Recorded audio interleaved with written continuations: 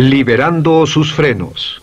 Hace muchos años, cuando comencé a estudiar las emociones negativas, el punto más crítico que descubrí fue que no se puede hacer ningún progreso hacia la salud, la felicidad, el amor y el cumplimiento del potencial mientras se insista en mantener intactas las emociones negativas. Y lo único bueno de las emociones negativas, si es que tienen algo de bueno, es que las emociones negativas no son permanentes. Lo dice hasta Sigmund Freud, no hay un lugar permanente para las emociones negativas en el subconsciente. En otras palabras, son visitantes indeseados. Son hábitos negativos o patrones de respuesta negativos que pueden eliminarse, y el punto inicial para eliminarlos es entender de dónde vinieron y entender cuáles fueron los factores causales, volviendo a la niñez temprana, que desencadenó el desarrollo de las emociones negativas y nos han dado como adultos una predisposición a ser negativos de una u otra forma. Esto nos lleva al condicionamiento de la niñez temprana. Recuerden que ya dijimos que el punto inicial de los patrones de hábitos negativos compulsivos e inhibitorios era la crítica destructiva. La crítica destructiva es el gran destructor. La crítica destructiva destruye a las personas en su interior y las deja caminando en círculos por fuera. Muchas personalidades han sido minadas y destruidas, mucha autoestima ha sido puesta de lado como resultado de la crítica destructiva más que cualquier otra cosa que podamos imaginar. La crítica destructiva es el gran asesino. Ahora, ¿por qué es eso tan malo? Sabemos que los niños en sus primeros años y al ir creciendo tienen una necesidad tremenda de amor y aprobación de sus padres. De hecho, muchos psiquiatras y psicólogos han dicho que la razón número uno de la enfermedad mental en los adultos es el retiro de amor o el amor no expresado. Sabemos que cualquier persona con prestigio, una persona que es importante para un niño, tiene un impacto enorme en ese niño, y los niños hasta la edad de 6 años tienen muy poca habilidad para discriminar entre una crítica válida y una crítica inválida. Lo que esto significa es que todo lo que diga un padre o un pariente mayor o una persona mayor, cualquier cosa que diga una persona de prestigio o una persona importante para un niño es aceptada como cierta. Es aceptada como una representación válida de la realidad. Si una madre dice eres un niño malo, o si un papá dice eres flojo, si alguien dice no eres dependiente, o si alguien dice que somos estúpidos o tontos o feos, el niño no tiene capacidad alguna para discriminar entre lo válido y lo no válido. Ese niño acepta eso como una verdadera representación de la realidad. Va más allá de la mente consciente, va directamente al subconsciente y ahí se queda. Muchos de nosotros como adultos aún estamos viviendo en base a la información negativa que recibimos cuando éramos niños. Y después como adultos, ¿qué decimos? Pues decimos así es como soy, o siempre he sido así, o algunas personas dirán, pues es de familia, tu padre era así, los hijos son así, tu madre era así, etc. ¿De dónde viene? Nada de estas cosas es de familia. Por ejemplo, cuando estaba creciendo, mis padres habían sufrido la depresión y la depresión les produjo un impacto enorme. Y cuando hablábamos de comprar algo, lo recuerdo muy bien, mis padres se ponían muy tensos y decían, no podemos pagarlo, no podemos pagarlo, no podemos pagarlo, no podemos pagarlo. Tenían una mentalidad de carencia, esta mentalidad de no podemos pagarlo toda su vida. Y luego yo crecí y aunque nunca he experimentado la depresión, y la mayoría de ustedes, 10, 20, 30, 40 años después, aún estamos diciendo, no puedo pagarlo, no puedo pagarlo, no puedo pagarlo. Aún tomamos como base esas frases críticas, esas frases emocionales que usaban nuestros padres. Tal vez sus padres les decían como mi padre me decía a mí una y otra vez, nunca acabas lo que empiezas, nunca acabas lo que empiezas. Nunca acabas lo que empiezas. Eres un flojo, nunca acabas lo que empiezas. Y cuando fui adulto tuve muchos problemas para acabar lo que empezaba. Al acercarme al final de la tarea, comenzaba a sentirme ansioso y buscaba cualquier excusa por posponerla o retrasarla. El segundo factor que nos predispone a emociones negativas es la falta de amor. Sabemos que las personalidades de los niños se desarrollan al grado en que reciben una alta calidad y una alta cantidad de amor de sus padres. Existe una relación de 1 a 1 entre la cantidad de amor, la calidad de amor y una personalidad sana. Ese amor negado o la privación de amor es la causa clave de la infelicidad, la negatividad y la enfermedad mental en los adultos. Para que un niño se sienta realmente amado, el niño debe tener padres con buenos conceptos, y la mayoría de nosotros tuvimos padres que fueron víctimas de sus padres, que a su vez fueron víctimas de sus padres. Un escritor famoso dice que todo el mundo es víctima de una víctima. Todos son Víctimas de víctimas. Nuestros padres quisieron criarnos de la mejor forma posible, pero ellos mismos fueron víctimas de víctimas. Y para que un niño se sienta realmente amado, deben existir 3 condiciones. La condición número 1 es: los padres deben amarse a sí mismos. Los padres deben amarse a sí mismos. Recuerden, nunca le podrán dar más amor a otros que el que sienten por sí mismos. Si no se aman a sí mismos, no pueden amar a sus hijos. Si tienen un poco de amor por sí mismos, deben difundirlo en sus hijos. Si tienen poco amor por sí mismos y es absorbido por sus esposos, entonces, a veces, aunque deseen amar a sus hijos, no tienen amor que darles. Sus padres querían amarlos y en muchos casos no tenían amor para darles. Y eso es porque nunca lo recibieron cuando crecieron. El segundo requisito es: los padres deben amarse mutuamente. Para que un niño crezca sintiendo confianza en sí mismo, crezca sintiéndose amado, a salvo y seguro, debe crecer en un ambiente donde los padres se amen. No hay nada que le dé más temor a un niño que crecer en un hogar donde los padres peleen entre sí, donde los padres no se amen, donde haya dificultades, porque el niño siempre tiene una tendencia, primero que nada, ser una víctima, pues al niño se le grita y se le vocifera, y entonces cree que la razón por la que mamá y papá pelean es su culpa. Ahora, una investigación interesante: como hay muchas familias de un solo padre, la investigación interesante muestra que cuando uno de los padres se va como resultado de una separación o un divorcio, los niños que quedan invariablemente están convencidos de que la razón por la que el otro padre se fue se debió a algo que él hizo. Y es importante que si un matrimonio o una relación va a terminar y uno se va a ir, que el padre que se quede les diga a los niños una y otra vez que la razón por la que la relación no funcionó no tuvo nada que ver con ellos. Solo tuvo que ver conmigo y con papá, conmigo y con mamá. No tiene nada que ver con el niño. El niño necesita oírlo muchas veces antes de que se sienta confiado y seguro. Y por supuesto, siempre es mejor que un niño sea criado por un padre que lo ama que por 2 padres que no se aman. Una tercera condición que debe cumplirse si no quiere que exista la falta de amor es que los padres deben amar al niño. Los padres deben amar al niño. Bueno, esto parece muy obvio y muy lógico. La verdad es que, y esto es lo más difícil para usted y para mí como adultos, que ni siquiera lo pensamos, que es posible que nuestros padres no nos quisieron. No porque no lo intentaran, querían amarnos y tenían la intención de hacerlo, desde luego, etcétera, etcétera, pero simplemente como tenían conflictos mutuos y problemas sin resolver con sus padres, y sufrieron la guerra y la depresión, tenían que hacer carrera y otras responsabilidades, nunca lo lograron totalmente. ¿Entienden? Esa fue la dificultad. Lo deseaban, pero nunca lo lograron. La única forma en que puede amarse a un niño es pasando una gran cantidad y calidad de tiempo con el niño. Tiempo en gran cantidad y calidad con el niño.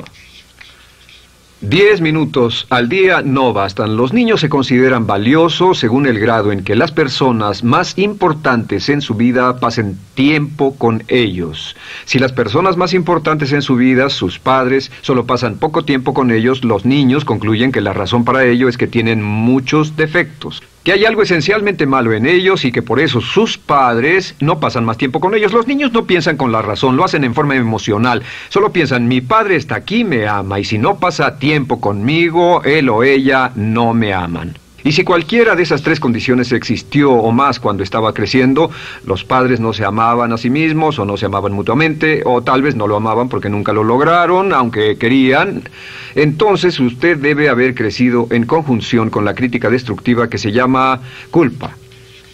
¿Y qué es la culpa? Pues simplemente la culpa es un sentimiento de no valer mucho. ¿De dónde sacamos este sentimiento? Lo obtenemos cuando continuamente gente importante nos critica en nuestra vida y simultáneamente no nos dan el amor que necesitamos. Sentimos que no valemos mucho o que no valemos nada. Y un sentimiento de culpa nos lleva a un sentimiento de falta de mérito, falta de valor y culpa.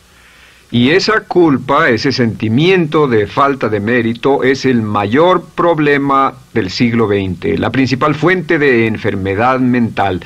Es la fuente principal de los problemas en las relaciones, la fuente principal de enfermedad psicosomática, la fuente principal de la mayoría de los problemas que afectan a nuestra sociedad. Es el profundo sentimiento de culpa y falta de mérito que se expresa o se esconde en los pensamientos o en la actitud: no valgo suficiente, no valgo suficiente.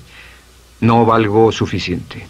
Ya hablamos de la autoestima y de lo importante que es. La autoestima significa me quiero mucho, me quiero mucho, me quiero mucho, me quiero mucho.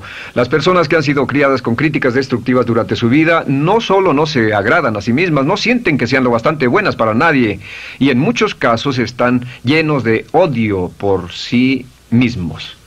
Se odian a sí mismos, se autocondenan o se detestan. Y verán que esto sale en sus conversaciones y sale en sus relaciones con otras personas. Las personas que no se quieren a sí mismas, aunque quieran tener buenas relaciones, simplemente no son capaces de ello. Las personas que piensan que no son buenas para nada siempre lo hacen aflorar, siempre será un problema. Ahora, ¿cuál es la razón principal de la culpa? ¿De dónde viene la culpa? La culpa viene de 3 fuentes negativas: padres negativos, influencias negativas o religión negativa. Una de las 3. Cualquiera de estas 3 usa la culpa. De la culpa se valen y aprovechan, en especial los padres y las organizaciones religiosas, por 2 razones. Una es el castigo. La culpa se usa para castigarnos. Cuando estamos creciendo, el castigar es la forma más fácil de hacer que uno se sienta mal. Nuestros padres nos hacen sentir mal castigándonos físicamente o sermoneándonos o regañándonos. Y el castigo es una forma muy eficaz de irnos conformando o de conseguir que hagamos lo que los demás quieren. La segunda razón por la que se usa la culpa cuando se practica en forma consciente, y algunas organizaciones la practican así, es para tener más control emocional en especial, porque se puede controlar a una persona emocionalmente con culpa y manipular su comportamiento.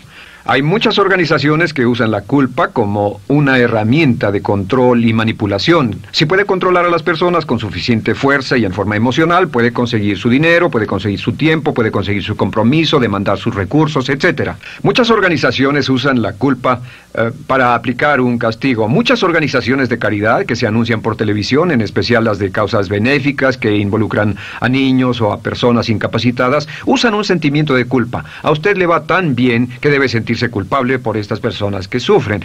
O envíenos algo de dinero y eso se encargará de su culpa por un momento hasta que lo incluyamos en nuestra lista de correo, etcétera. Y la culpa es un estándar. ¿Por qué se usa tan comúnmente? Pues primero que nada porque casi todos nosotros la tenemos en mayor o menor grado. Y número 2, es fácil. La culpa es fácil. ¿Por qué nuestros padres la usan con nosotros? ¿Por qué nuestras madres la usan con nosotros? Nuestras madres pueden controlarnos con la culpa en un cuarto repleto. Nuestra madre puede controlarnos a miles de kilómetros por teléfono. Los padres usan la culpa en sus hijos porque sus padres usaban la culpa en ellos y así sucesivamente. Es lo más fácil. No existe un esfuerzo físico. Puede hacerse con una mirada o de reojo o una palabra. Ya sabe que las personas siempre buscan lo más fácil. Esté alerta. Ustedes han sido criados en un ambiente donde se les ha hecho sentir culpa y casi todos lo vivimos. Debemos entender que la culpa es como una letrina o bacterias emocionales negativas que se colocan en la raíz de su psique o su subconsciente y activan todas las demás emociones negativas: furia, odio, envidia, resentimiento, frustración y duda, temor, etcétera. Las crea y las activa a todas. Y la forma para, en realidad, deshacerse del centro es exorcizarlo, extirparlo. Y es lo que vamos a hacer el resto de esta sesión. Primero, ¿cómo podemos saber si nos criaron con sentimientos de culpa? Bien, a esto le llamamos la manifestación adulta de la culpa. Manifestación adulta de la culpa. Puede saber, probándose a sí mismo, cuánto de esto tiene. Número 1, la manifestación adulta de la culpa es que tiene sentimientos de inferioridad, sentimientos de inadaptabilidad y de no merecer las cosas. No siente que merezca que le pasen cosas buenas. Si una persona ha sido criada con crítica destructiva y se le hace sentir culpa, entonces cuando logra éxito, aún con un tremendo esfuerzo, tiene una tendencia terrible de sentir que no se lo merece. A esto se le llama, por cierto, temor al éxito. El temor al éxito es solo otra forma de decir que la persona que ha estado condicionada a pensar de sí misma como poco valiosa o no lo bastante buena, se siente muy incómoda cuando experimenta el éxito. Se siente muy tensa y a disgusto. Realmente si sienten demasiada tensión, comienzan a aspirar cocaína, a beber demasiado alcohol, se enredarán en comportamientos autodestructivos, tendrán una sensación tremenda de ansiedad, como si alguien fuera a descubrir algo de ellos. Hay un libro en la librería que dice, si me está yendo tan bien, ¿por qué me siento como un impostor? Tienen el llamado síndrome del impostor. ¿Alguna vez ha tenido éxito en algo y la gente ha ido a usted a decirle, vaya, hiciste un excelente trabajo, o eso es maravilloso, aunque haya sido muy duro para usted, y sintió que los demás iban a descubrir, siente como que, es decir, que iban a descubrir que realmente no es bueno, que solo fue un fraude, solo un accidente, y por supuesto es lo que dice, fue coincidencia, fue un accidente, la verdad, no sé ni cómo lo hice. Hacen todo lo posible por huir de ese sentimiento de inferioridad y de no merecer las cosas. Estén muy alertas. La segunda manifestación adulta de la culpa es la autocrítica destructiva. Hay una línea de un gran poeta que dice, aquellos a quienes se les hace mal, hacen mal a su vez. Los niños a muy temprana edad, a veces a la edad de 2 o 3 años, comienzan a menospreciarse, se desgarran, hasta se golpean y se castigan físicamente si se les critica demasiado. Siempre dicen el equivalente de no valgo suficiente o no soy muy bueno, y se castigan a sí mismos. Y la crítica destructiva es un síntoma real de un sentimiento escondido de culpa e insuficiencia. El número 3 es que, fácilmente manipuladas por la culpa, las personas pueden jalar sus cordones de culpa en forma muy simple. Realmente vemos que existen 2 tipos de personas en el mundo, los lanzadores de culpa y los receptores de culpa.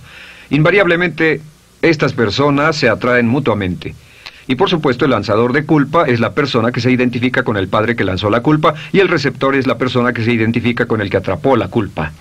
Pero los lanzadores y los receptores de culpa se unen, se equilibran perfectamente, se establecen y forman una nueva generación de lanzadores y receptores de culpa. Podemos decir que usted es fácilmente manipulado por la culpa, porque ha estado muy bien condicionado. Su jefe puede tirar de su cordón de culpa, una persona en un autobús puede tirar de su cordón de culpa, una sobrecargo puede tirar de su cordón de culpa. Esté muy alerta a esto. La cuarta manifestación de culpa es que usted la usa. Usa la culpa y culpa a otro generosamente. ¿Por qué? Pues si ha funcionado en usted, la hará funcionar en ellos. Le parecerá que es un intercambio, un trato muy justo. Usa la culpa y la culpabilidad y se convierte en la base de sus relaciones con los demás. Cuando algo sale mal, les echa la culpa a ellos. Algo sale mal, culpa a alguien más. En cuanto hay un problema, busca a quién culpar. Un experimento muy interesante con la cámara escondida hace algunos años, fue que hicieron una plancha de hielo y la pusieron en la acera sin que nadie los viera. No hacía mucho frío, pero lo hicieron y observaron cómo reaccionaban las personas cuando pasaban por ahí, cuando caminaban por ahí, llegaban a esa plancha de hielo, se desequilibraban y se resbalaban, y lo primero que hacían era observar a la persona más cercana a ellos, enojados, verdaderamente furiosos. En otras palabras, buscaban a quién culpar. Y si no había nadie cerca de donde habían caído, se levantaban otra vez, miraban a su alrededor, no había nadie y entonces pateaban el piso, pateaban con fuerza y se iban. Nuestra tendencia natural cuando algo sale mal es buscar a alguien o algo a quien culpar, en especial si nos criaron con una culpa continua. Y la quinta manifestación es lo que llamamos lenguaje víctima. Ahora recuerden que hablamos sobre la ley de concentración. Dice, lo que siembras cosecharás. También dice, si usas lenguaje de víctima, mantienes viva la culpa, la refuerzas, la edificas, la cultivas, la utilizas. El lenguaje víctima es lenguaje como no puedo, no puedo, no puedo. Cuando dice no puedo, no puedo, no puedo, envía un mensaje a su mente subconsciente y la mente subconsciente comprende que está inhabilitado, que no tiene control, que es una víctima. Y cuando desea poder hacer algo, su mente subconsciente retroalimenta su mensaje y dice no puedes, no puedes. Y lo segundo que dice es tengo que, y otra vez no tengo control, no estoy a cargo. Pero existe otra expresión del lenguaje víctima que debemos evitar, y es esta, trataré. Trataré, sea lo que sea, trataré. ¿Qué significan las palabras trataré?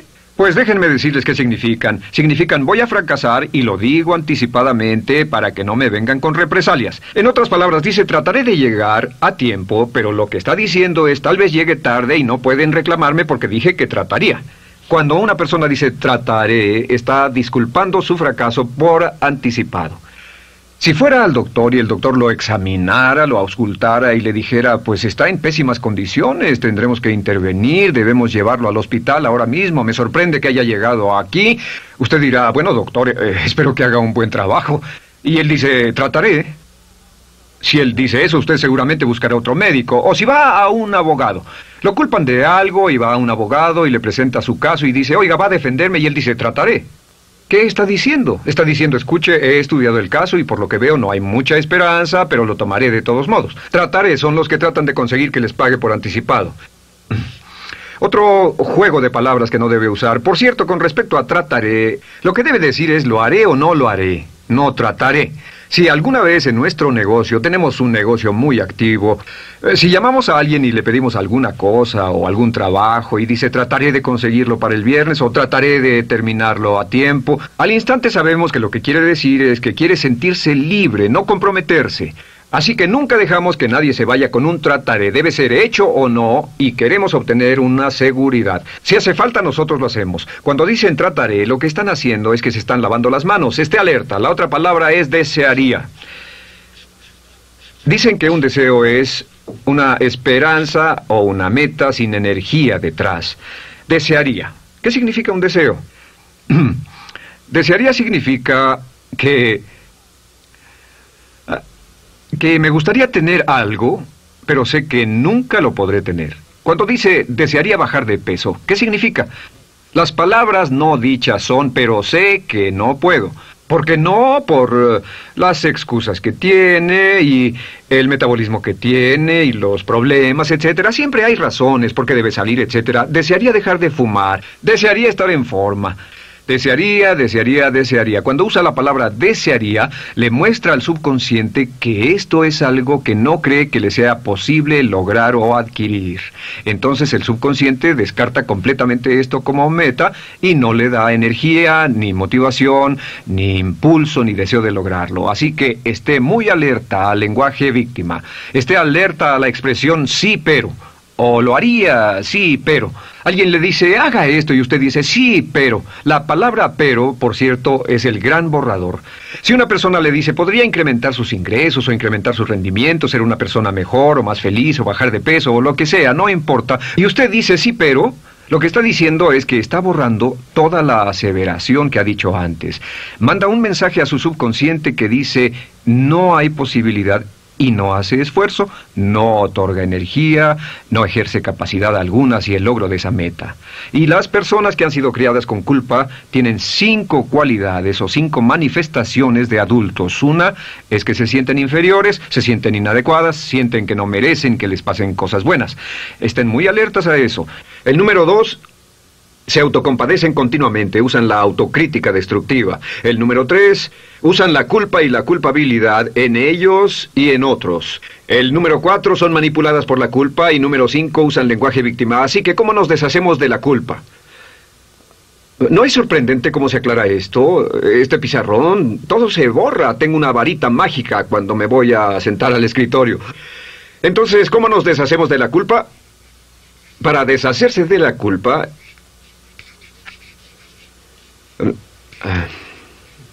este es el proceso.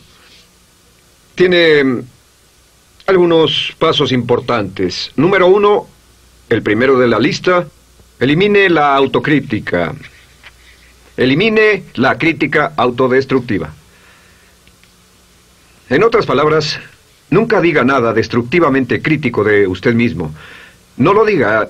Esta es la regla básica. El subconsciente acepta lo que diga usted como cierto, como un mandato.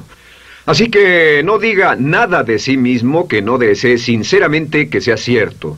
No diga estoy cansado, estoy gordo. No diga no puedo o debo. No diga nada a menos que quiera que sea cierto. Las palabras que van después de la palabra yo son las palabras que su subconsciente registra como mandatos, excepto cuando dice yo desearía o lo intentaré. Así que elimine la crítica destructiva. Siempre hable en términos positivos sobre usted. Me gusta mi persona, puedo hacerlo, lo haré, escogí hacerlo, pero nunca diga no, no puedo.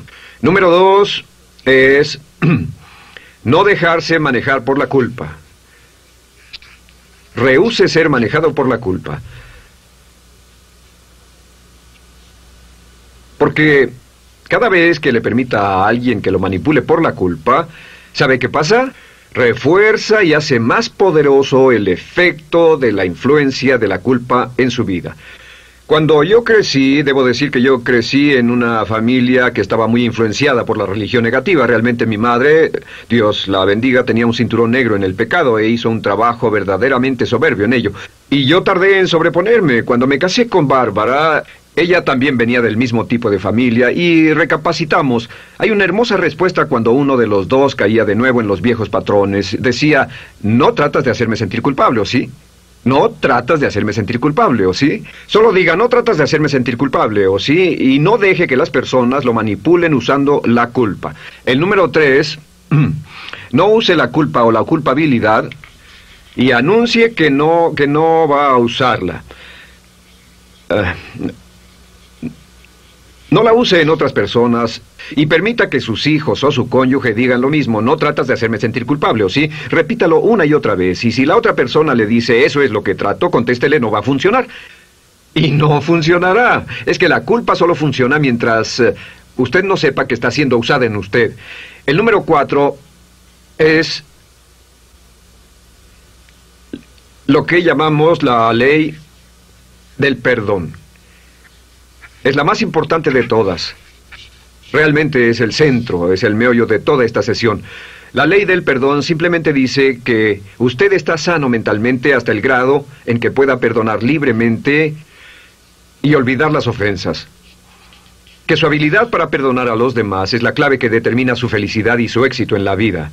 Su habilidad para perdonar a los demás es la única forma de eliminar la culpa. Su disponibilidad para perdonar a los demás y olvidar ofensas es el determinante más importante de si usted está o no totalmente integrado y es un adulto que funciona como ser humano.